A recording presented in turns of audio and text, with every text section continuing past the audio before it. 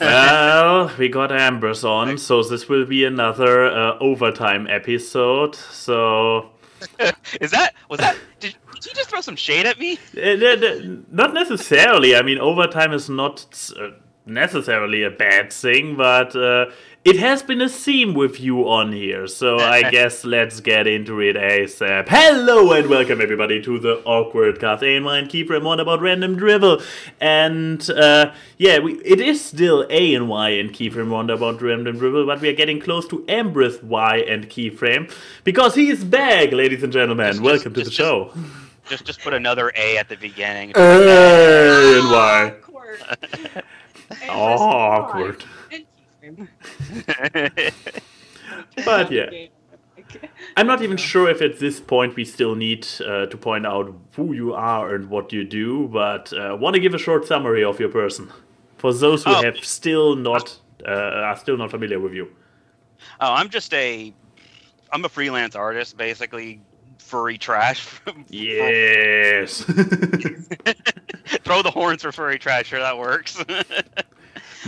Mostly drawing them ladies. At this point, I don't have like a whole lot of my own content. I do like a lot of fan work at this point in time, but I am going to be launching my own furry webcomic this summer. Come hell or high water. And I will be talking about that later with my media. Actually, that's what I want to talk about. So, perfect. That was the whole reason I got him on the cast, because he was like messaging me the character design sheets, and I was like, "Do you want free promotion?" And he's like, "Yeah." Exactly. That's how I type, by the way. I just like. That's how all furries type. We all type like the keyboard cat. It's why A&Y makes so many spelling mistakes. I mean, it's hard to type in fursuits.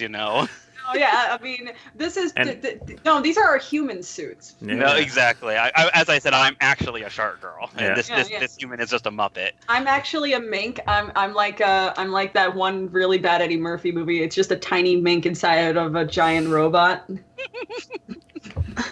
Size accurate.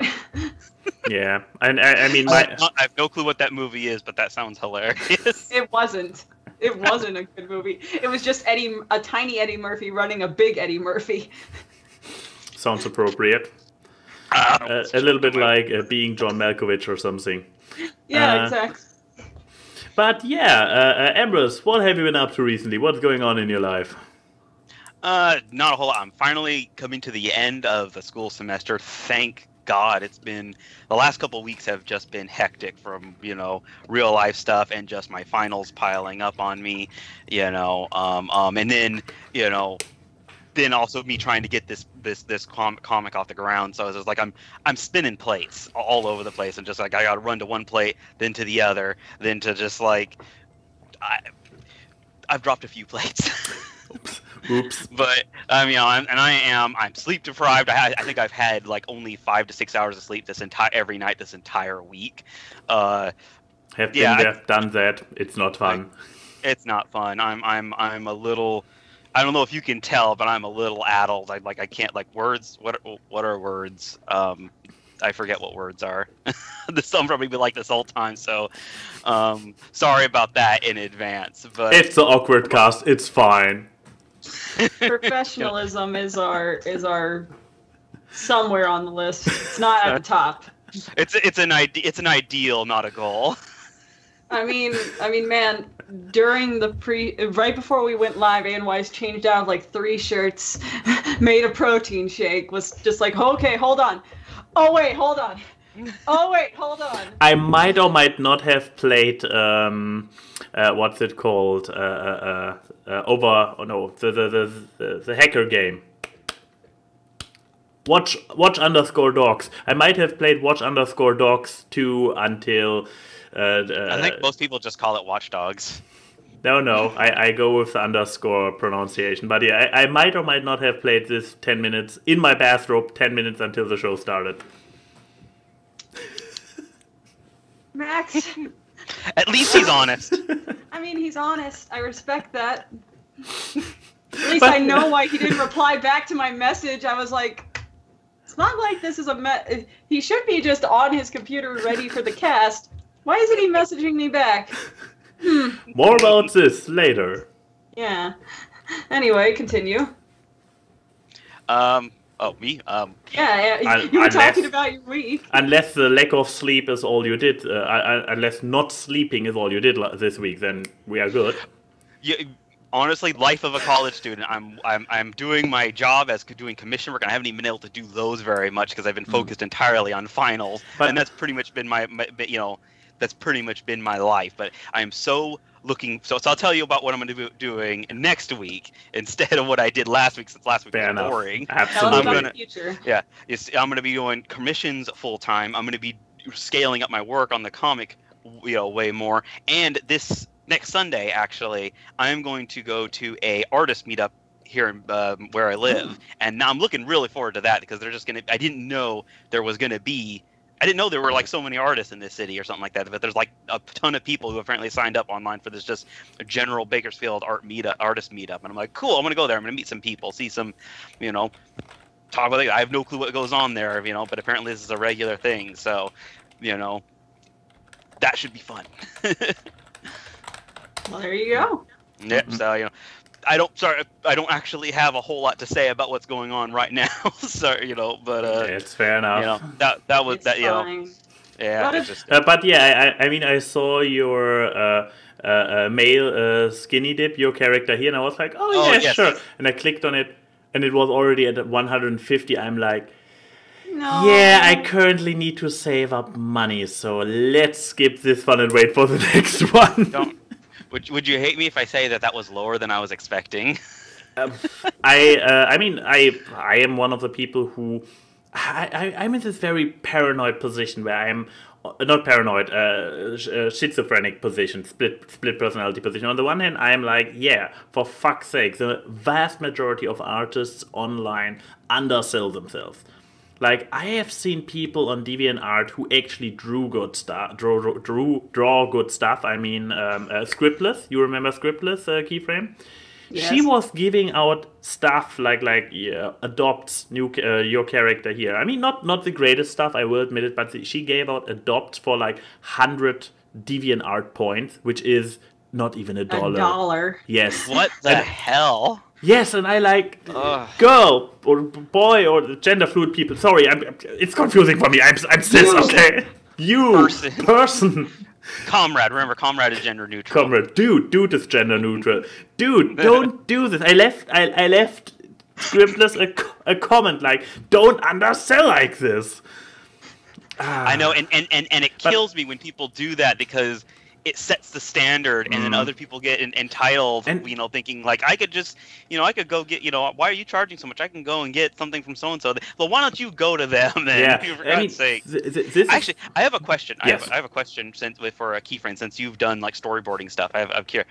I was like looking up jobs on like illustration jobs. It was part of my school thing on like some sites, and someone was offering like basically a storyboarding for like a 30-second animation, and they said they were going to offer $140 fixed price for 30 seconds of storyboarding animation, and that strikes me as ludicrously cheap. Like, since you've done storyboarding, that seems nonsense, right?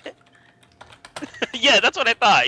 I haven't done storyboarding myself, so I didn't have like a lot of credibility, but like that's highway robbery. That's servitude. Yeah, because even for 30 seconds of storyboarding, there's still the thing of you have to draft out all the shots and stuff, and it's going to be animated and all this stuff. Everything has to be timed correctly. Just because storyboard's not full animation is yeah, but like no, $140 for 30 seconds of. That's like. You have to just think of it as like, how many sketch commissions is one storyboard? Because a storyboard is just a bunch of sketch drawings. It's like, no, the proper thing would be more around $300, $400. Yeah, I was thinking twice as much easily. It's like for any quality work. Yeah, and that job offering listing had had nothing on it, but it just goes to show you. I mean, sorry. The job offering had like no one bidding for that or applying for that job because that price was so stupid low.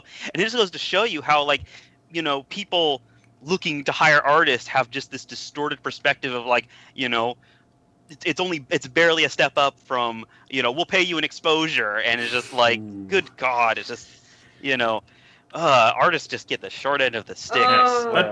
But yeah, as I was saying, on the one hand, I completely agree with that. Those people, due to their action, poison the market by underselling themselves and everybody else. But it's also a sign of so low self-esteem and and that's terrible. But which brings me to the other side of the argument. I'm like, yeah, of course you deserve more for it. Just all the practice that went into it, all the talent, all the quality and the time you actually need for this particular piece. Of course, I agree with it. But boy, that's a lot of money. I'm not sure if I want to pay this. Well, at the end of the day, I know. That's a horrible. At the end of the day, we understand that art is a luxury. Yes. It's not a necessity. Yeah. It's a necessity for us because ink runs through our bloodstream. But we just rub ourselves against the Michaels shelves and being like, there's my fix. Well, I'm on the fence because, in some ways, yeah, art is a luxury. Because we don't absolutely need it to survive, but we do need art as a culture to survive. We need art as a society that's more than just banging rocks together. To be art is part of everything. So the 8-sided stop sign you see every day. An artist had to design that, and a graphic designer had to design that, and everything about that was designed in a very specific way to convey a very specific point. Ambris, don't diss banging two rocks together. That's the new main exhibit at the Modern Art Museum. I mean, it says something to someone, and that's art because art's just communication, right? Putting a pair of sunglasses on the floor. Oh God, this one, yes. Oh yeah, that one. Exactly. I know exactly what you're talking about. That was amazing. For the record, unless you want to say it, go ahead. What? The story? Oh yeah, some person just put their sunglasses down while they were going to the bathroom at a modern art museum, and people started bidding on the sunglasses thinking it was some kind of exhibit, and then they came back, picked up the sunglasses, and walked off. They put it on the floor next to the wall, and it was thought to be an abstract art exhibit. It's just wow, that just I've lightened up about a lot of abstract art over the years. I used to think it was stupid in my early teens, but there's still points of it that it just it gets kind of ridiculous. It's kind of Poe's law is in effect here, I think. Well, look, man, people can diss Jackson Pollock. At least Jackson Pollock put colors together that looks nice. Yes, it's just a bunch of splatters on a piece of canvas, but at least it looks aesthetically pleasing. Yeah, well, context is everything. When I learned that Jackson Pollock, he was trying to capture the energy of splashing this, but he was trying to capture a kinetic energy in a visual form. I hear that and oh, that's actually kind of a neat idea. I mean, it's not what I'm interested in as an artist, but I can see the merit of that. But then it's just there's always someone trying to one up the most kind of out there thought, artistic thought, and it just goes on and on and on until until you get Yoko Ono and her weird crazy stuff. We don't even need to go into that. But yeah, so was that your week and your future? Oh, I completely derailed everything. Yes, that was sorry. All right, what about you, Max? How was your week? In my week, actually, stuff happened. I cannot believe it myself. Oh boy, let's hear it. Oh boy. So first of all, on Tuesday, I did a new thing in gaming with Entice together with Yuri. Which was a project we planned for a while, the Terraria Achievement Hunters. We planned it since we played Terraria the first time last year on Gaming and Ties. And yeah, the idea is to frequently revisit this game, not make Gaming and Ties completely about it. The original plan was Welcome to Gaming in Terraria. Yeah, basically, I was trying... I was trying to come up with good puns like Terraria in Ties. What would be the acronym for that? Tit? Not on this show, Keyframe. Seriously. This is a Christian stream. This is a Christian Minecraft server. Yeah. But yeah, at least it is while I'm here. My name's Christian, in case I didn't know. I should have said my real name before I made that joke. Ambris, I'm sorry, I didn't know. Well, I think we need to kick off the show now. Well, Babs, this is the end of the show. Wait, you listed those 5 terrible names. Christian wasn't on that list. Oh, name. I thought you meant religion. Oh, no, I said my name is Christian. Yes. That's my joke. Oh, anyway, you were... Talk about tits, Max. Yeah, I wanted to talk about my Yuri's and my tit. No, it's actually Thai, so I can put a plural S on the end. So, Tits was originally planned as a spin-off that has its own streaming time, like Saturday, but over the last few months I realized this is not going to happen. So instead we came up with, we try to create some kind of rotation for gaming in Thais and revisit certain elements, like tits, on a frequent basis. We are 12 years old. We are 12. I was going to say exactly that. We all have a little 12-year-old inside of us giggling at these. Fine, we're fine. We're mature. We are all adults. But yeah, professionalism. So we had our first tit stream on last Tuesday, and we had a lot of fun and was interesting. And since it's a reoccurring thing with a little bit of regularity to it, I was like, okay, I put those tits on my main stream. On my main channel on YouTube. I can't keep straight face with Ambris. I cannot keep Okay. We can Dead do this. Puppies. Dead puppies. So, and therefore I came to the conclusion those tits belong on my main channel, and so I actually was productive yesterday. I sat down, cut those tits into slices, and uploaded the first tit on my main channel yesterday for everybody's viewing pleasure. Feedback very welcome. Enough about. Enough about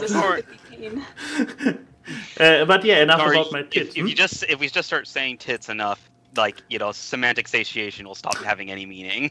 I know, right? But besides being productive with my tits yesterday, it was in general a good day. So I did not only take care of my tits, I also getting tits out there on the web. Everybody starts going phrasing. Anyway. Yes. What else did I do? I did other stuff. So Keyframe knows the story.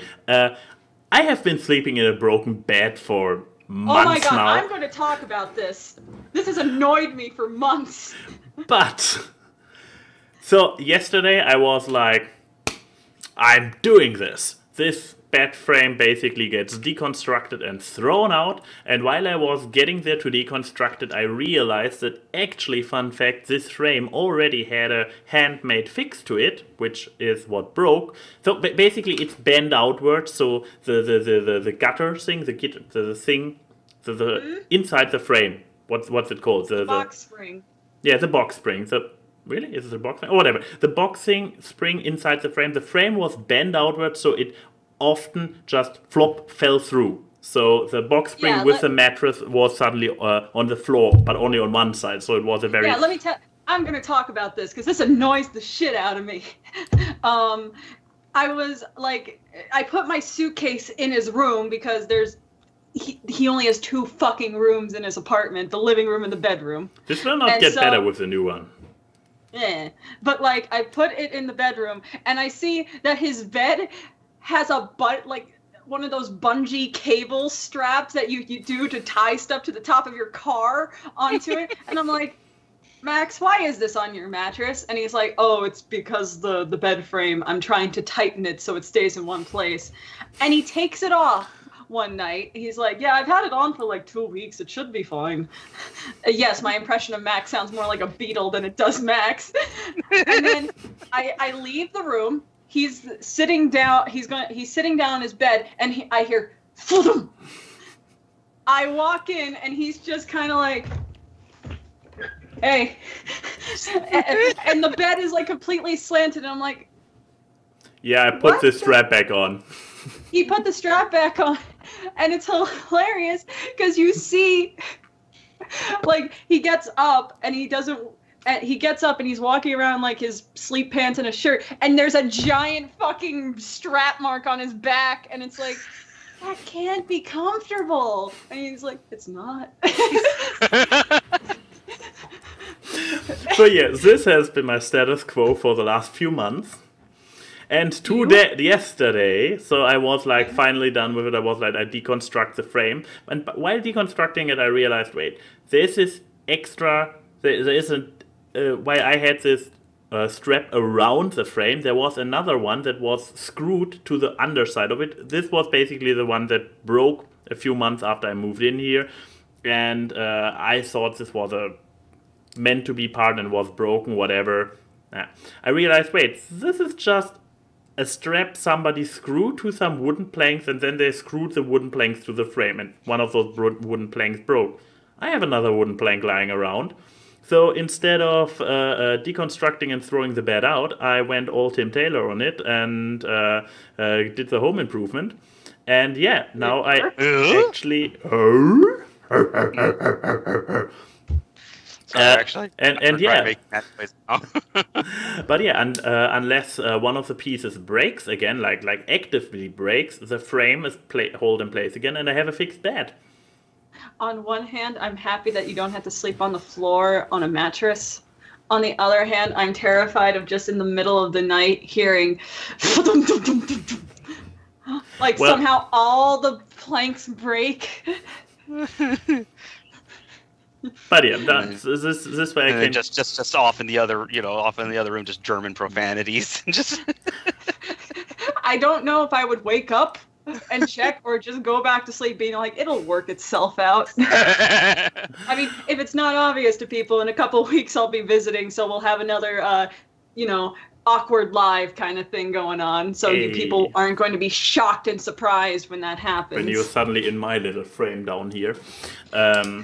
Yeah. But yeah, so where was I going? And last but not least, after a month of not being able to finish the goddamn my current goddamn script for that stupid 100% of the blame on me this time around. I finally sat down and I finished my next script for that stupid Superman. Finally! I still want to run it through a few revision processes. A friend of mine, Yuri from Gaming and Ties, offered me to play the 13th Man, which is apparently some concept law students do. Like, they try to make an argument and they have one person in the group, the 13th Man, who simply challenges everything. No matter what the actual stand is, but they come with every argument. Not just being like, oh, this is dumb, but with actual... So contrarian. Yes. Isn't that just a devil's advocate? Yeah, also. Contrarian, devil's advocate, 13th Man. I guess all terms for the same thing. But yeah, and he offered me to do this for my script, so I send it to him. I send it to my actual native speakers to also look over it if there can be done some fixing about the language. And yeah, except for the fact that now my editor was in an accident in the meantime. Lacerated his finger. If I would have produced the script in time, as I am supposed to, this would not have been a problem, but yeah, now everything comes together. So it might still take a bit until the next That's Stupid it's out, but it is in the works, and I finally did my script writing part. Claps for NY. Yeah. I'm so proud of myself for bringing it, for providing minimum effort. This piece of minimum effort that is still required from me. I'm so good at it. Yeah. Anyway. Also, I got finally all the documents together to finally apply for Yuri's current flat. So I might be soon get the green light on being able to take over it. In this moment, then I actually have to start organizing my move, depending on when I want to do it. And I want to do it in July. So this is actually only like 2 months left. Hooray! Oh, why did my camera just go out of focus? That's not good. Anyways, yeah, those and then of course I was in the cinema yesterday, as everybody on Twitter could tell. And more about this in my media, or Keyframe's media. We will see. Keyframe, how was your week? Oh boy. Hi, I'm Key. Great intro there. So yeah, my week's actually had stuff happen in it too. In the fact of doing things for other people. this week was let me just say, I forgot the rule of finding out what month you were concepted, but a lot of people in my family were apparently concepted around the same time, just in different years. Because of this week, you had my mom's birthday, my cousin's birthday, and my aunt's birthday, all 2 days away from each other. Oh, wow. I know, lovely, isn't it? But yeah, so it was my mom's birthday, and what she wanted for Mother's Day and her birthday was not a sneeze, which I feel like is about to come out, thanks. Was she wanted me to take nice pictures of myself so she can hang it up in her new apartment so I could see how pretty you are. Typical mom stuff. So, and Brett has this really nice Canon, like, $500 camera, and we actually used it, unlike what he usually does and takes pictures of his video games and lets it collect dust. And we took some pictures, and it was nice. Brett was like, my mom looked at it and was like, why don't you become a model? And I'm like, no, Mom. How about no? But that was that. And then I was also working on, besides working on my new video, which I'm happy to say is almost done. Thank God. Yay! But I'll get into why it's not done today. It's integration review, right? I'm going to punch you. You know that statement is more and more a reality every coming day. You realize that. But no, the next video is something that somewhat involves ANY because it's the Ask series. Because everyone asked me, where is it? That's not the question in the video, but it's almost done, and I'm actually very happy with how it looks. I'm not getting this question anymore. But yeah. What was I saying? Oh yeah, besides working on that, my cousin's birthday, my little cousin Stephanie, who is the best person in my whole family, unabashedly. She is the only one to never disappoint me. She turned 16. And keep in mind, she used to visit and stay over at my house when I lived in New York every fucking weekend since she was a baby. So she was essentially my little sister. She actually has gotten into art because of me. She's like, I want to do art like Kiki does. And she's studying to do art and all this stuff. She draws and paints. She's into Doctor Who and Supernatural and musicals. And stuff. She's actually seen my content and was like, "Oh, that's so cool, Key." And she constantly says, "Did you come up with Keyframe because I called you Kiki?" And I'm like, "No, that's just a really great coincidence." But she still hasn't seen the show yet. I'm gonna make her. But so she's like one of my best friends. And it's her sweet 16. So what I've been working on, because her birthday's during Memorial Day weekend, I'm making a video where I'm rewriting some songs from her favorite musicals to be about her. So I am rewriting part of For Forever from Dear Evan Hansen and the opening number to Alexander Hamilton to be about her, because her name has all the right syllables. Stephanie Ann Carpenter. It's so easy to rewrite that song, and I'm so happy. But that's been my two work things besides stuff for DA Games. I'm excited because even though I'm not going to MomoCon, the CD that I did all the artwork for is going to be coming out during that con. So this weekend or next weekend. So I'm excited. And but yes, the reason why the video is not done, because let me tell you, I was doing all-nighters working on this video, and it was supposed to come out today. Oh boy. Then the sick happened. The sick with a capital S. The Fire S. Nation attacked. No, Friday. I think it was Friday. Yeah, it was Friday. I was playing Heroes and shit, and I was feeling fine. And then suddenly I wasn't. Like, I just started feeling like this ringing pain in my head, and I was like, that's not good. I tried swallowing. That doesn't feel good. Mr. Stark, I don't feel so good. And I got up, went to the bathroom, grabbed the thermometer. Oh, 101. And I'm like, oh, great, I'm sick. And then the great time in every female's life happened at the same time. And I'm like, life is good. And I just kind of crumpled and died for the entire day. Now it's a Jeez. little bit better because of the power of very powerful painkillers. And now it's kind of just moved to my chests, which is why I can talk. It's just a lot of gruff. But Saturday was fun because our friend Emerald is working with his dad as a cameraman for something that I can't disclose in LA. So he came up here yesterday, and me, him, Riley, Kichi, and Brett and I went to all go see Deadpool 2. And the entire car ride there and walking to the theater was complaining about how hot California is. And I'm like, dude, this is May. It's not hot yet. And it's a relatively cool May at that. Oh, yeah, it is.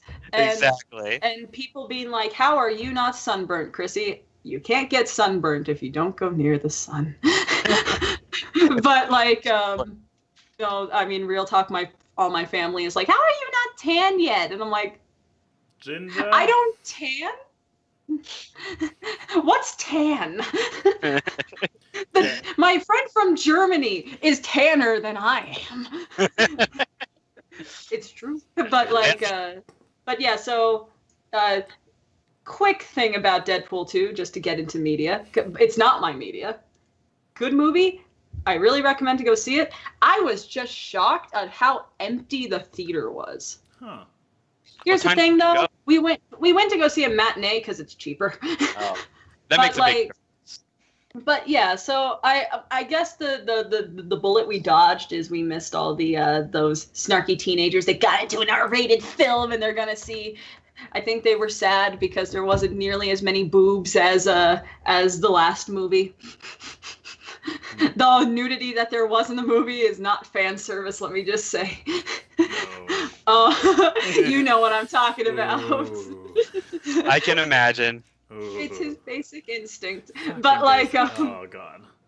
But yeah, no. But there was some people, and I've never heard a movie theater vocally laugh as much as this one, which made me happy. Which I think is another thing that crowded theaters don't do, because on one hand, you want to respect the people around you. On the other hand, the last film I went to go see was Infinity War, which was just crushing depression. Laughed at that. Yeah, but it was just like, it was just nice to hear people actually have genuine reactions, because like, I hate it when people quiet themselves. Like, people put jokes in the movie for you to laugh, not for you to sit there and just kind of smile. They want to hear the laughter is good. But fun fact, in Infinity War there was still enough out loud laughter. Yeah, out loud laughter that I still, even having been there a second time, I was like, hey, I'm still not sure what the character said, because the laughing is still carrying on. I think the difference between yours and mine though was you went to go see it very close to opening week. I saw it like the week or two after. Everyone knew what was going to happen, I think, because of the meme. So everyone was just crushingly depressed watching the movie and just waiting for the sadness to kick in. Oh yeah, when I went to see Infinity War, it was like, yeah, that kind of, I saw it like the second night, so it was still new. The meme hadn't started, and I think I already knew it was going to end on like kind of a cliffhanger note, that just because I was under the impression, or I had heard that there was going to be a second movie, so I knew it was not going to resolve completely. I didn't know it was going to end on such a dark note though, like holy shit, and then like. Basically, we got to the end of that, and then the credits started rolling. No one got up to leave. Mm-hmm. I mean, how like Marvel's always have the stings, but there's still people who get up and leave. But like no one did. Everyone sat through the entire credits because everyone just sat through the entire credits, wanting. Probably for the same reason I was like, I want some kind of positive uplift for the stinger, and thank God for that. We got basically that with. I mean, it was still really dark, but at least we saw,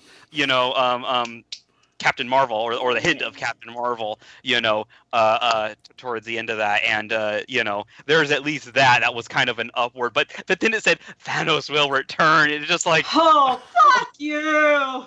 No, that was someone who was in our theater when we saw Infinity War. Was someone saying. It was fuck you or screw you from way in the back when they heard Thanos.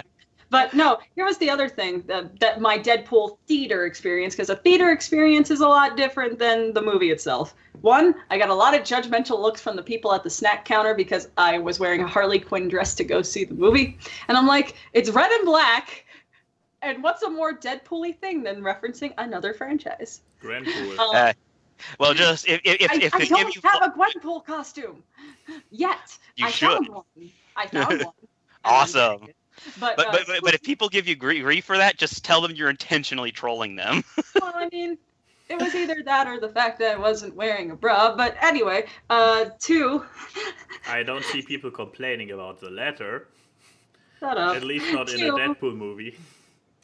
2 was people were getting up during the credits, and I was like sitting there like, they forget, Fox or not, this is a Marvel movie. There's going to be credits. There's going to be something happening during the credits. And I felt so bad for them because half of the movie theater left during the credits, and I was like, But yeah, besides that, my actual media is a blast from the past, because this blast from the past is going to come to the present, and I'm so happy. What might it be, Keyframe? Well, I put a picture for you to put I'm ready to click. Go now. Harvey Birdman, attorney at law. If people don't know what Harvey Birdman is, I don't know what Harvey Birdman is. Okay, Adult Swim. You don't know what Harvey Birdman is? How could you? No, I'm just kidding. If people remember the early days of Adult Swim, it was when they were taking a bunch of old cartoon characters and putting them into adult situations. So you had stuff like Space Ghost Coast to Coast, which was the whole beginning. And then you had stuff like The Brack Show, C-Lab 2021, and Harvey Birdman, Attorney at Law, which is about Birdman, now named Harvey Birdman, who is a lawyer, a defense attorney for a bunch of cartoon characters, with such cases as... I think one of the cases was Shaggy and Scooby were arrested under the suspicion of marijuana possession. And the entire reasoning was, the defense was that they're not high when they're laughing, they're just stupid. And that's the actual line. And then you have the Jetsons coming from the far off year of 2001. And then he looks at his calendar. It says 2004. And they're suing the human race for causing environmental problems in the future. Ooh, and then that's an interesting spin on it. And then they had an entire episode of The Flintstones that was a Sopranos parody where Fred Flintstone was a mob boss. And then my favorite episode was them talking about all the different clones of essentially like Scooby-Doo and stuff, of like, why are there characters that just look exactly alike? And they were I think it was like a copyright thing. And it's super, and it's one of the most clever shows that came out of that era of Adult Swim, in the fact that it wasn't completely like non sequitur. Like a lot of Adult Swim stuff is known for non sequitur, weird, too many cooks kind of thing. Yeah. Sorry. But the cast is good. You have the guy from Office Space playing Harvey Birdman, the guy who's like, I'm gonna need these by tomorrow. Yeah. The boss. Yeah, the boss from Office Space. And Stephen Colbert is in the show as Fred Saban being like, ha ha, dangly parts. And I found that this show is on Hulu along with C-Lab, Moral Oral, a lot of Adult Swim shows I grew up with. And I was rewatching them and I forgot how funny it was, because they don't air these shows anymore. It's because Adult Swim, while has some better it has Rick and Morty. They are just like Cartoon Network and forgetting what made them popular in the first place, kind of thing. Mm-hmm. But so I thought, because like 2 or 3 days after that they announced that Rick and Morty was getting 70 new episodes, they announced that Harvey Birdman is coming back as Harvey Birdman, Attorney General. Ooh. Oh. Essentially, my friend. Topical. This show is going to be Harvey Birdman is essentially Jeff Sessions. And they confirmed that Stephen Colbert is going to come back to play the president. Oh my god. So hyped. And that was the whole reason I went back to see the show, was because I wanted to rewatch it and be like, can this still work? And it's like, oh my god, It totally can. And I'm fully excited. If you guys have Hulu or anything, go watch it. It's one of those classic Adult Swim shows that I think it doesn't get as much love as it deserves, because people mostly remember stuff like Space Ghost, Aqua Teen Hunger Force, the stuff that lasted a really long time because, well, cheap to make. But and you know, people remember Rick and Morty now, but we wouldn't have shows like Rick and Morty if it weren't for the Adult Swim shows that came before it. So I would say give it a watch. It has that type of humor, I think, that a lot of people would actually gravitate to. It was in some ways ahead of its time. But that's my media. A good trip into nostalgic past of the far-off year of 2004. That's how you bring back a show. You make it, you know, relevant. you take the same context and switch it a little bit so that it's more relevant and effective, and you know, I mean, that's fantastic. That I want to watch that. That sounds fantastic. I can't wait for it to come out. Yeah. I mean, this is how. I mean, how else would you bring back a show? I mean, you wouldn't completely you wouldn't completely throw over the original style and method. Wait, sorry, how did this come on screen? Sorry, I have words.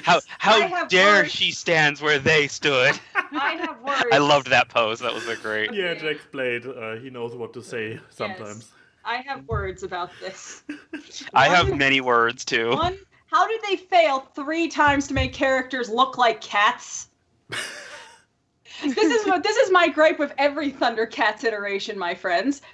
None of these look like cats. I think the first was just kind of like it was a different time, and in that era, like if you look at animal characters in everywhere, they're all still like 99% human. You know, you look at the original Chitara from DC Comics. She had this not Chitara, Cheetah.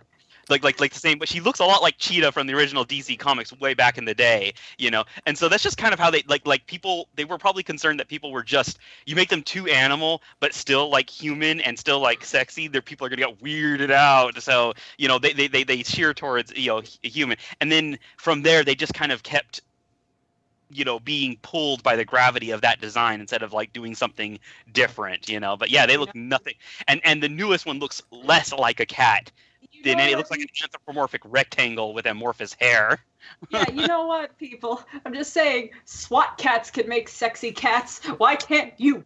But like, I mean, I like the middle design more, even though the hips look like they're kind of broken.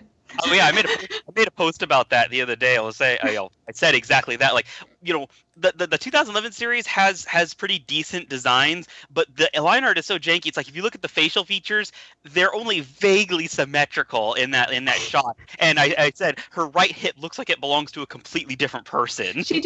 They need to get the Voltron. They need to get the Korra people to make Chitara. Just Chitara. Exactly. But no, and I was going to say that the thing that is amusing to me is that the only thing in that frame from the 2011 series that is drawn like perfectly symmetrical and even is the boobs. Yes, exactly. You know where they took their time. But they got those right.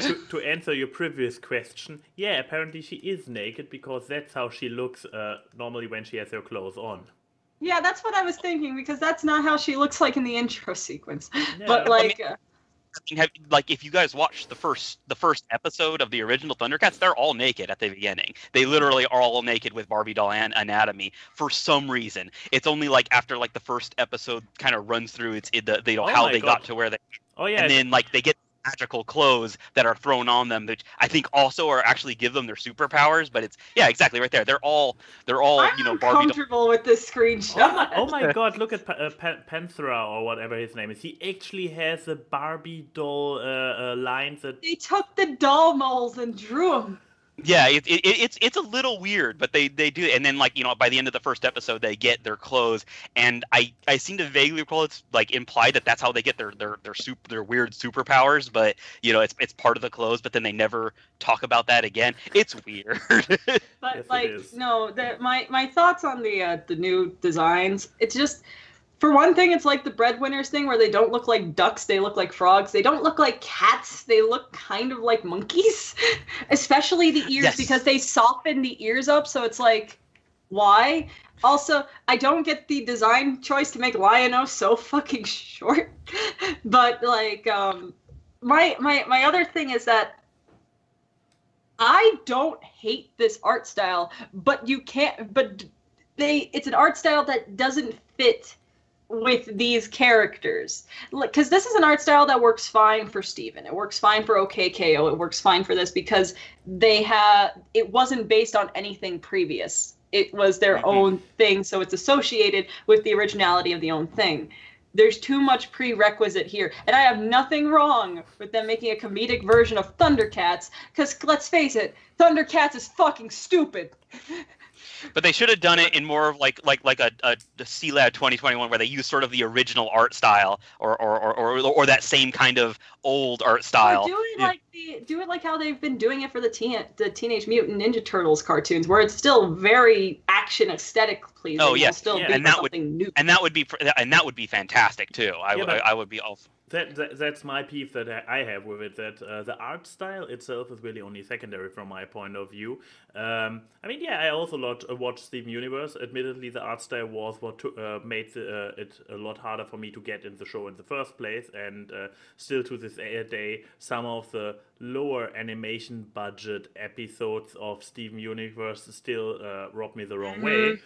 But nevertheless, the art style in and of itself would not be a deal breaker for me. It would be something that makes me very skeptical, but not a deal breaker. But the problem is, this art style usually also comes with a certain storytelling type. Where the heroes don't do anything.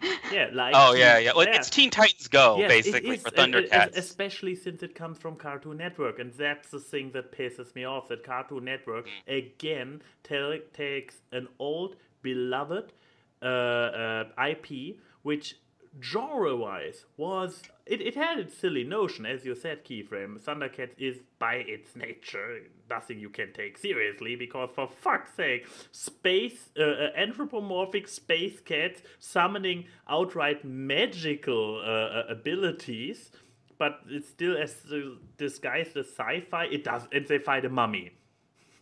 Do I need to say more? They fight a mummy that becomes a muscular mummy. Yeah, but still, Swole mummy. It's a fucking action show, and they give it the Teen Titans Go treatment. They give it the, let's turn this into garbage for kids. Because that's it. Teen Titans Go, I mean, there are people who love it, but at the end of the day, it takes an existing IP and, well, I don't want to say ruins it, because this is it ruins it. Seriously, if a new iteration of some kind of IP can ruin the original for you, then you are an idiot. But, it shows that they disrespect the original one. Basically, they also take an IP that has been, how old has it been? 30 years, something around this? It's from the 80s. So a 30-year-old IP that is, in other words, it's beloved by adults, and they turn it into trash for children. Like, who are you trying to please with that move? Yeah, like, it's not that hard to make an action show for kids. And there's nothing wrong with pointing out and being tongue-in-cheek about your previous incarnations. I would argue that a lot of good reboots and a lot of good, like, interpretations of things point out the silliness of the past. There is nothing wrong with that. And I've heard interviews from the people making this show that it's like, hey, this is the one thing I will give them above the Teen Titans Go people. They actually grew up with the Thundercats cartoon. And they're like, yeah, we like the Thundercats cartoon, but because we like it, we're going to make fun of it, and we know how to make fun of it because we grew up with it. We know what fans make fun of their own show about, which is like, okay, if you can do it right, then good. There's nothing wrong with that, but it's like, it does feel like a lot of executive stuff went into this. Where exactly. It's like, yeah. And I want to talk about that, because I want to, like, comparing it to, like, Teen Titans Go and to Steven Universe, because those keep being brought up. Like, first of all, you can say that, like, yeah, it's almost like if that's how they wanted to go, they want to make fun of it. That means they're kind of that means the target audience is their own generation. But then why are they doing this art style, which specifically is meant to appeal to kind of, I want to say, the current kid generation that seems to gravitate toward this aesthetic? I don't know. That seems a bit inconsistent. And again, like you said, executive executive meddling. But I wanted to say, I feel like the comparison to Steven Universe is unfair because it's more OKKO. Yes, exactly my point. Steven Universe has a weird, eccentric art style that doesn't look quite like anything. And the thing about a Steven Universe that Thundercats War does not do is that it takes its real graphic design aesthetic with its characters, and every character has a dramatically different silhouette. You can recognize, Pearl, Garnet, and Amethyst, if they were turned into a silhouette and shrunken down to like a 50 by 50 pixel size, and you could tell, which one is which easily. If you take, and that's incredibly important. That's like the whole point of exaggerated cartooning. That is the philosophy, this character exaggeration. Whereas in Lion Cat's Roar, you look, if you put, from what I've seen, you put Panthro, Lion-O, and the Tigra next to each other and silhouette them, they look about the same. They're all these rounded rectangles, that they have about the silhouette. And if you shrunk them down to these tiny little things, you wouldn't really be able to tell exactly which one is which. And that's kind of what my problem is that the kind of goofy art style is one thing. It's not something I personally like. In fact, I find it, I specifically dislike it, but I can accept that the artist has his own unique look, and he seems to really like foster that. And like, okay, good for him. Every artist should really try to develop their own unique look. Good on him. But I'm sorry, but I don't think this is good design when these three characters look kind of the same. And I also don't like the general trend where all the modern cartoons seem to be following the similar aesthetic. The one thing I will give that, though, and I'll just wrap up my thoughts on this since this got derailed very quickly. Thanks, Max. You caused this. It was your fault. But I told you I had words. Yeah, and so did I. I had nouns and syllables and adjectives. I will keep my own media short in exchange. But I have expletives. But see, here's the thing. People need to also realize the context of the situation. Animation business knowledge from your local neighborhood Keyframe. Cartoon Network has always had the thing where a lot of stuff is very in-house. And the difference between, say, 2000 cartoons era and now is that while everything was in-house, while people were working on each other's shows, everyone still had their own art style in the way of, like, Gendy and Craig had very similar styles, but then you would have another co-creator like Lauren, who made Foster's look unique. Gendy had another person that helped make Jack look unique. There's all that. It's the same thing now. It's just the simple fact of everyone has worked on each other's shows, but as it branches out, it's still that they still look similar because the people who worked on these shows were the storyboard artists for these shows. Because you have, like, back during the Chowder Misadventures of Flapjack days, you had J.G. Quintel, Alex Hirsch, and C.H. Greenblatt. Like, they all came from Flapjack and they made their own stuff. But meanwhile, you can see that JG regular show and this look the same, but Pendleton Ward, who mostly just did background stuff, had a very different one that grew on to be Adventure Time. But then Adventure Time had Rebecca, and Rebecca, when you actually put the stuff together, has somewhat similar styles. Rebecca had Ian Jones Quartzy, the creator of Craig and the Creek, and everything else. Everything is in-house, and it explains why so many things do have the same similar aesthetics. But when you do break it down, everyone has other art things that are different. I don't agree with this whole thing where everyone's like, everything looks the same. No, yeah, there's some things that will be minutely different. Just because everyone has the same warm mouth does not mean it looks the same. I can tell what's a Star versus the Forces of Evil character and who's Gumball. But, like, I don't like that at all. My thing about the aesthetic in this show is because they take the worst out of each of them. Because this has the Steven OKKO homogeneous bodies, but it has like the thin outline style from like pre-Adventure Time cartoons. That's the thing. This looks like a bad 90s cartoon with a 2010-ish aesthetic, because this had those really awkward thin outlines that people mostly use for stuff like Cow and Chicken and Ren and Stimpy and those very grotesquely cartoons, which can lead to some kind of cool animation like what Studio Yada did for the intro, because I don't care what anyone says, that intro looked really fucking good. even if the character designs look like shit. But like, Wait, there is actually an intro for Thundercats Roar? yes, Oh, I haven't Thundercats Roar seen that. has an intro made by Studio Yada, the people who made the Run the Jewels music video for Rick and Morty. I need to check that out. I have not actually seen. I didn't even realize there was an intro. I'm curious. Sorry, go ahead. No. I'm just saying. No, I'm saying my anger towards a lot of people is less of the cartoon and more of the people attacking Studio Yada for just doing their fucking jobs. I'm like, fuck you. That's that's really like, don't do that. If you do that, you're a dick. Don't do that. You know. And you're right. You know, you make a very good point about, you know, these art styles don't all look exactly the same. And me, when I'm feeling hyperbolic, I will say that. But you're 100% right. They're not exactly identical. They're just, but they do have a similar aesthetic. And, you know, because it's not an aesthetic I particularly like, it kind of ends up kind of blurring together for me. But you know, I will give you that. That is 100% correct. But we can all agree they fucked up Chitara. That is a terrible fuck. As someone with a pixie cut, no, don't fucking do that to Chitara. Why they really gave her a pixie cut though, because they didn't want to animate long hair. But because it's cheaper to do that. They ruined the first furry crush for an entire generation there. Yes, and it bugs me that she's got like these, you know, stick arms. You know, like, okay, you got all the guys. They gave her extra thick legs, but they couldn't do that for her arms. I know, and they couldn't give her like any actual definition because God forbid girls have muscles, I guess. You know, it's like you look at the guys and they're just like these, you know, squat, compressed, roided out dudes with like just these kind of weird, awkward muscles, but they couldn't even give, you know, Chitara sort of like, you know, at least some kind of muscle definition to match. And that's why it's so weird because the three main guys look so much alike, but then she's kind of just weird and different from the rest of them. She doesn't even like seem to have a and she, like you said, she looks more like a monkey compared to the rest of them. And then I think it's weird that Wily Kit and Wily Cat and Snarf look like they all have about the similar silhouette too. And it's like, wow, how did you? This is all, you know.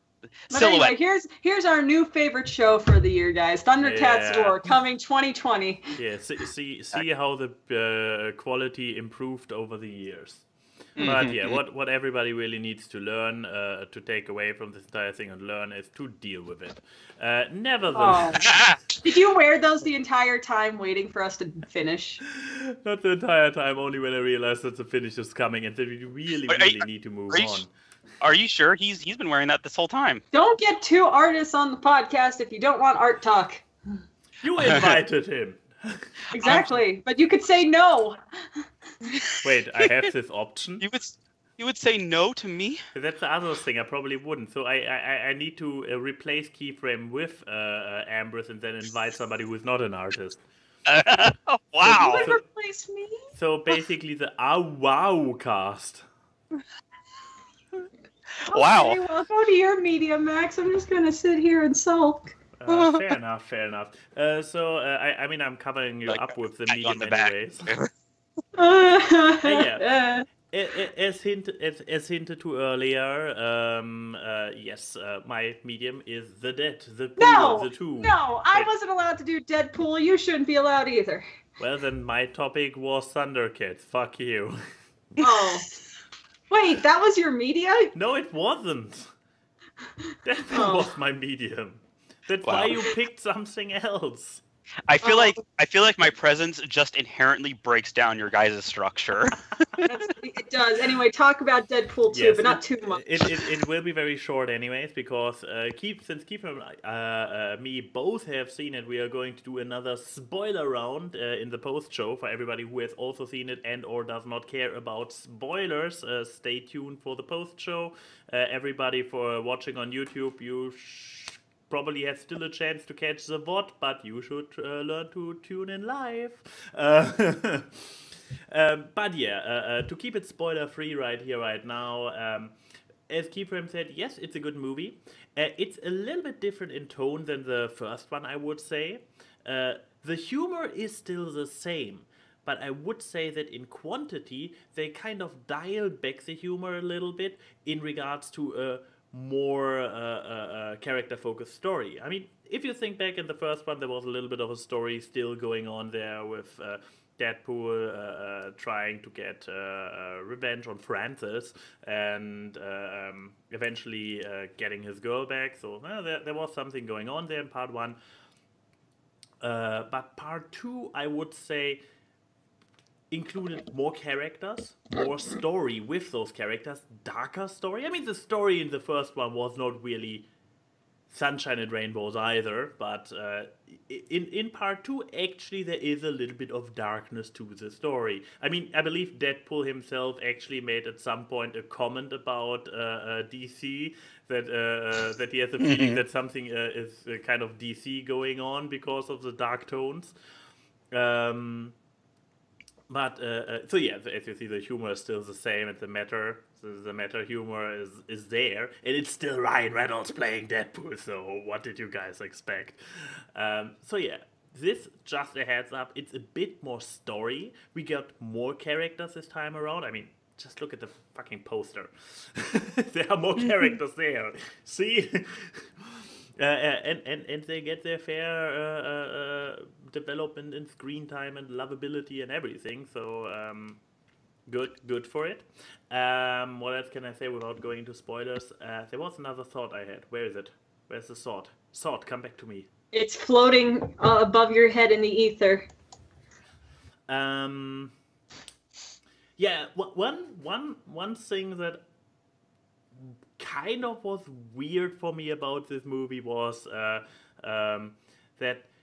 I had the feeling it had a bit more collateral damage than the first. Like, people who were not necessarily... I mean, Deadpool is not nice to bad guys. He slaughters them in a nice R-rated way that we can all approve and be like, yeah, kill those bastards.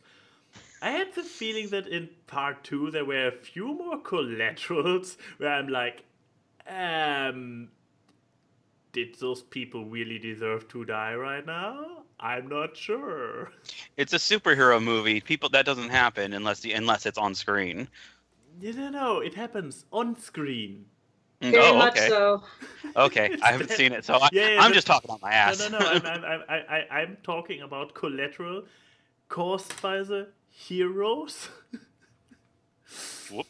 Whoops. And yeah, so this was just something where I was like, okay, I'm not entirely sure how to feel about this. I mean, it's Deadpool, so obviously he is not the paragon type of hero, but still, I'm not super happy cheering him on right now. I don't know. Awkward. But we are not there at the end of the show. So yeah, Keith and I will go into more details about our feelings of Deadpool 2 after actually seeing it and not taking any restraints when it comes to spoilers. Which leaves only one medium left to cover. One that has not been shared with me yet, so I need to improvise, making it visible for people. You're talking about me. Yes. Unless you're just throwing more shade at me or something, I'm not sure. Let's see. I got this. Let me just bring up my Gyauzo link. Gyauzo, however it's pronounced. Some exclusive sneak peeks into this upcoming project is what I read between the lines earlier. It's just some basic. It's just some. I'm nailing down some character designs for the furry webcomic I am working on.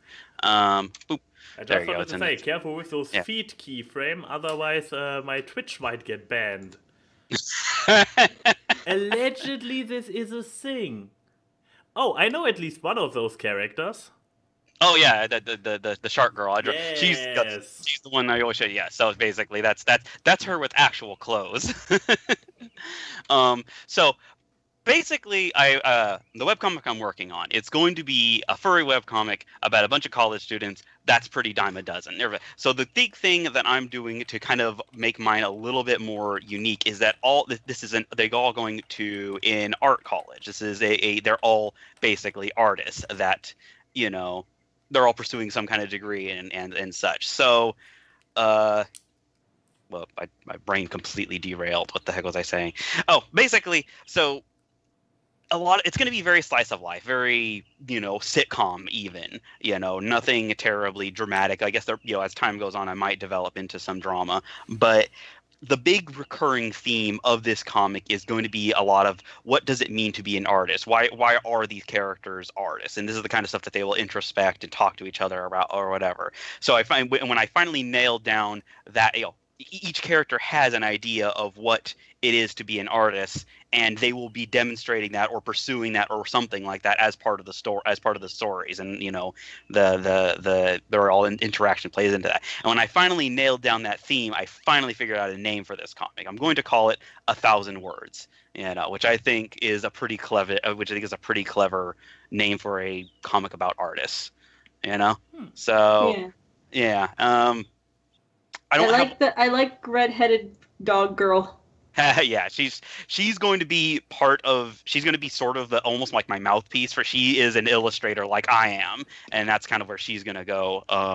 So in many ways she's going to voice a lot of my thoughts on art. She's going to reflect a lot of that, as will her half brother, who I haven't designed yet, but he's going to look a lot more wolf-like. The two of them together are going to represent a lot of my personal thoughts on an artist, and a lot of these other characters represent slightly different ones. She's an illustrator, possibly a comic artist. The shark girl Erica is a marine photographer. Like, she's a photographer in general, but she specifically wants to get into that. And then the deer on the right, Celine, she's basically Rarity. That's all I want to say. I mean, I need to start developing her personality so that she's not just Rarity, but that's one I think, but that as a basis, that's where she's starting from. I have several male characters for the children. I actually did a handful of sketches for the male characters of this cast, including Rose. That's the dog girl's name, Rose. So that's her. I also drew out her brother. I didn't like any of them, and so I just tossed them out the window. And so okay. I otherwise I would show you those guys as well, but it's just like, I hate to say it, but I'm much better at drawing girls than I am at drawing guys. That's part of why I want to do this comic, is to kind of force myself into drawing more guys and kind of making myself well-rounded as an artist. So but starting out, that was terrible, just tossing it. So I've been wanting to do this comic for years. I've been wanting to do something of my own to put out there for years. A long time ago, it was like a fantasy webcomic, also with furries, because I'm furry trash. But I've kind of put that exactly. Furry trash unite. just like, I want a badge that's like a trash can. Wait. How do You're gonna start a howl? Oh no, awooz, no awooz. I still am upset there was no wolf girl anywhere in Zootopia. I am slighted and offended. That's why we have Zootopia too. Yay! There better be a wolf girl, or I'll be more upset. It's pretty much confirmed. Nice. I mean, Zootopia just like was wildly successful in the box office. So wildly. I see what you did there. But furry comics. Yes, exactly. So. I wish I had more to show, but I've just had a crazy week with finals, so I haven't been able to dedicate a lot of it. I actually colored these all last night. Oh, so I was like I want to make sure these are colored when I present them to people, and that's why the color's not foolproof. Like Erica's sort of, I want to say, sportier look, because she also plays volleyball. That's like a thing that's her hobby aside from the photography. But I don't know if I want to go with all that black. I'm kind of like, it was actually a bit like, I'm not sure this design quite works yet, so, and really just all their designs are kind of, all their color choices are, I struggle with color sometimes, but getting there. Expect this comic. I will be able to follow my Tumblr. I can give a link or something at some point.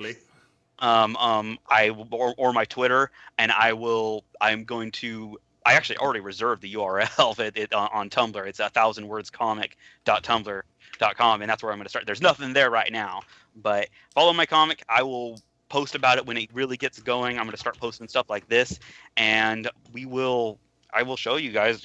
I will do this comic that I've been wanting to do for a long time, and I really hope people are going to be into it, because it's going to be the first major project that isn't fan art that I will be doing. And I'm looking, so much forward to that. Hooray! Yay! Well, on to the questions we go. Where we stop, nobody knows. Oh. So The first question from Denim is, what's the weirdest hair color or style you have ever tried in your life? I have two answers for this. Weirdest hairstyle was when I attempted to go for long hair again last year. Not even. Yeah, it was last year, wasn't it? I tried going back to long hair. Not a good idea.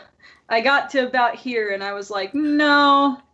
There's a reason I made this short. My hair is very thick, and trying to deal with thick, longer hair is awful. I had like a lion mane in March, and I was like, I don't like this anymore. I tried to buy headbands, and they didn't work. They just kept like, my hair just kept like cascading. So I went back to the short hair. Weirdest hair color is what this actually faded from. Because I had orange hair dye, and I was like, I don't want it to look like carrot orange, so maybe if I put a little bit of red in it, it'll look nice.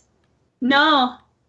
Red is like fucking cinnamon. You put just a little bit too much in there, and it becomes clown. And when I took the picture and I showed it, everyone thought I was Markiplier. So, next time I dye this, oh no, I am not using any red hair dye. So those were my two things. So, yeah.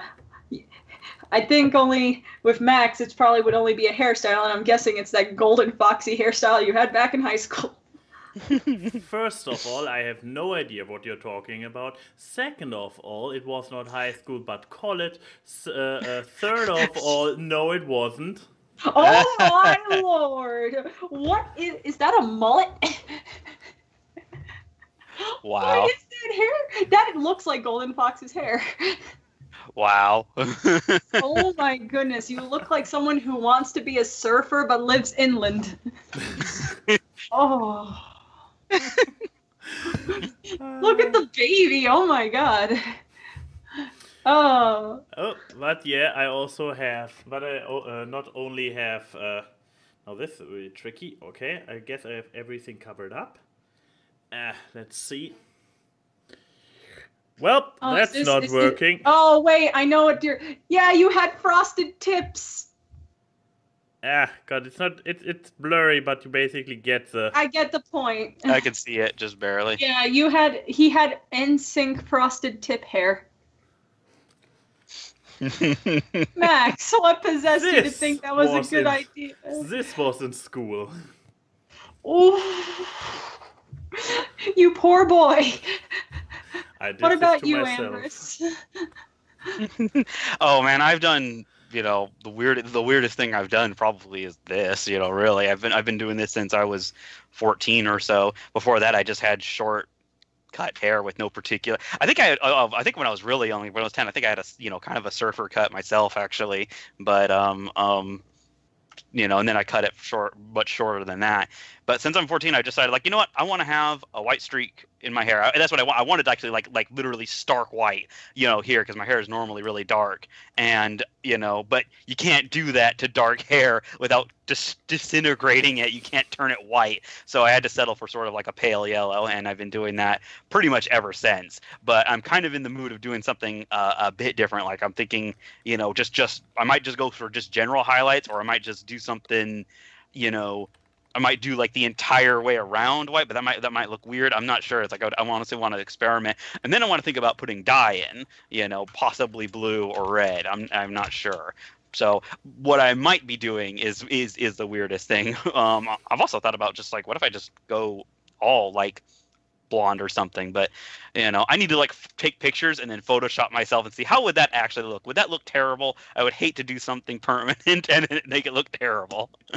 But yeah, that's pretty much it. Well, more questions then, I guess. Yes, more questions. Should we get the dark one out of the way first? Yeah, this one, thanks Enigma. This question is for ANY only. With you doing your that stupid video on gun control and with the Santa Fe shooting happening over the previous week, how much more blood needs to be shed and innocent lives need to be taken away before real change occurs? Hi. Lovely. It definitely is an awkward question. Honestly, I think it will not change anytime soon. Either way, I mean, there have been shootings in the US over ages now at this point. And if there would I mean, the problem is, as I addressed in my video actually, that the two sides are fighting about the wrong thing. They are fighting about winning. They are fighting about ban guns is the one extreme. Don't touch our guns. Second Amendment is the other extreme, and none of them are actually willing to find a working compromise. And given the fact that in the current political climate, the left and the right are drifting even further outwards. I mean, it's not just America, let's face it, it's happening everywhere. We in Europe have this shift as well, it's just more extreme in America, with left and right going further and further apart and becoming more and more antagonized towards each other. And in this particular climate, you will not, because this is the thing, you will not get an absolute solution for the gun problem. Because, as I said, on the one hand, we have the people who are very, very standing behind the Second Amendment, and this is a thing that has been ingrained in the national identity for 2 centuries. This will not change overnight. The Second Amendment will stay. You will not get this changed. That's simply how it is. So waiting for a change on that level, nope, not going to happen. And the other side, the side who is like, protect the children, be more safe. The problem is that they also are now demanding too absolute stuff. So there's, and with the aforementioned division, the extremification of the sides, it's not going to happen. The shootings in schools, in nightclubs, at concerts, they will continue for the time being until political movements are always coming over generations in big waves. So we have now a wave where there is an extreme outwards trend. Once the outwards trend is over and once we reach the point where everybody is so fed up with those fucking extremists on both ends of the spectrum, and we get a big implosion and everybody finds themselves back in the center again. At this point, something can actually happen. But until then, stay in there, hang in there, guys.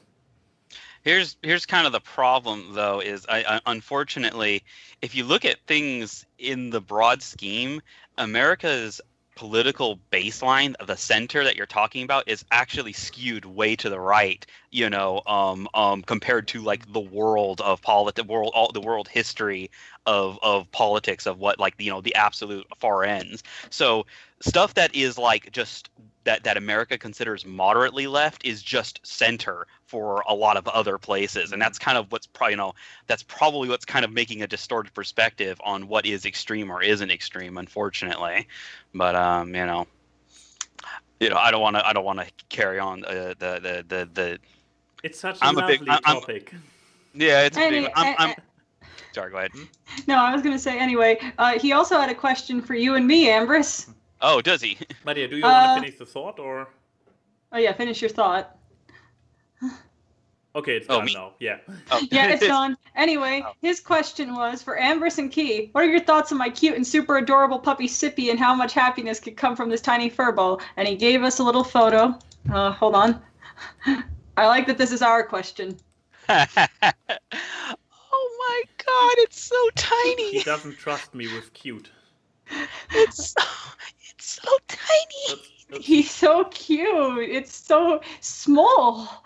It's like look how small his paws are. I just want to pet it. That's like an eternal puppy. Oh my goodness. Oh this dog my is going to be look, this dog is a demon. Let me explain. Enigma. You adopted a demon dog. Only demons are this cute. It's a ploy. It's a trap. Keep in mind, a lot of interpretations of Lucifer, if it's not, a cloven hoof demon, is a very attractive man. So, in theory, cute puppies are just tiny demons. But instead of seducing you, they take your life force by constant attention and cuteness, and you won't even care that they poop in your shoe or that they chewed up all the toilet paper. No, You'll just care about how cute they are, and they will raise hell upon earth until you have that stark realization of, my life is not being controlled by myself anymore. My life is being controlled by my dog, and that you accepted it. It's a dogubus. It's a dogubus. Exactly. This is a dogubus. This cute, tiny, adorable pupper is a dogubus. Hashtag dogubus. I love dogs. I'm wearing a dog shirt right now, actually. Also, Enigma says I want her to be the AWKWARDCast mascot. No, the AWKWARDCast mascot would either be a mink or a ferret. Probably a mink, because minks are better than ferrets in every way. Fight. No, just kidding. When it comes to hiding in the snow, sure. Go ahead. Oh, you want to go there? Hold. Let me go get some popcorn. I want to get, At least mine doesn't run around like it doesn't know how to use its back legs. I've seen all the ferret videos you retweet. They're awkward spasmatrons. Yeah, because there are no mink videos to compare it to, because nobody gives a fuck about them. Yeah, because everyone uses them for their fur because we're so beautiful. People want to kill us. Anyway. The last question was, so the royal wedding has happened. Yay. How would you all design your own royal wedding? So if we're the wedding planners for a royal family, ooh, I want to make it the worst wedding possible. I want Kiss to perform at the wedding. Oh no. I want to get like a heavy metal band to perform at the wedding, and then during the reception, there's just a cage wrestling match between the in-laws. And I can't. There's a suitcase hanging from the ceiling with the crown jewels, and whoever gets it gets the jewels. Sounds appropriate. There's my plans. I don't like weddings. I don't like weddings and stuff, so don't expect a serious answer from me.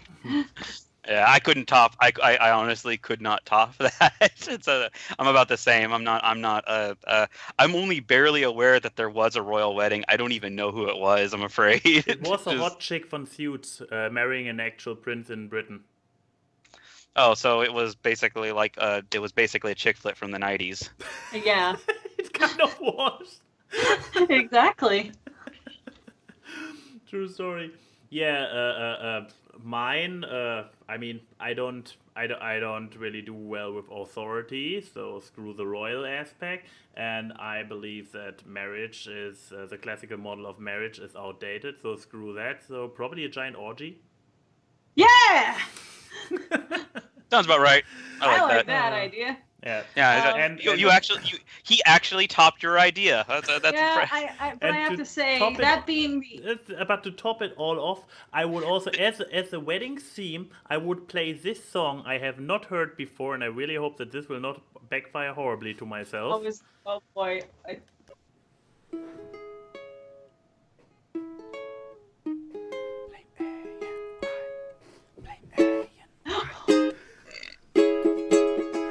Yo, so this is my first ever diss track I've ever done, and it goes out to my boy A and Y.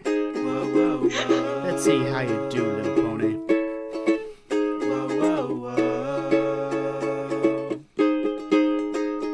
So you think you can take my rhymes and chords? Well, at least I don't get roasted on Discord, a lovely little channel that's just for you. Go ahead and eat your Cheetos and drink your Mountain Dew. You think you're formal with gaming in ties, much like every girl you betted, your puns are dry. I was the one who did your battle theme, and what have you got? This lovely meme. Blame A and Y, blame A and Y. The drunken bastard of TF2, his OC's hair is not the only thing blue. Blame A and Y, blame A and Y. Your insults are getting way too soft, try dissing me after this dumb cough. Damn it, I'm really not good at dissing. I will give him that.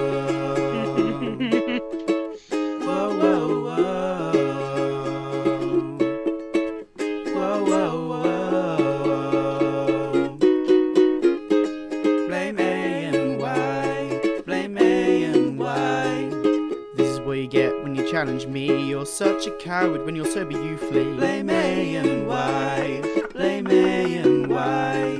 You think you can beat me? Go and give it a shot. If Key is a queen, then you're a thought.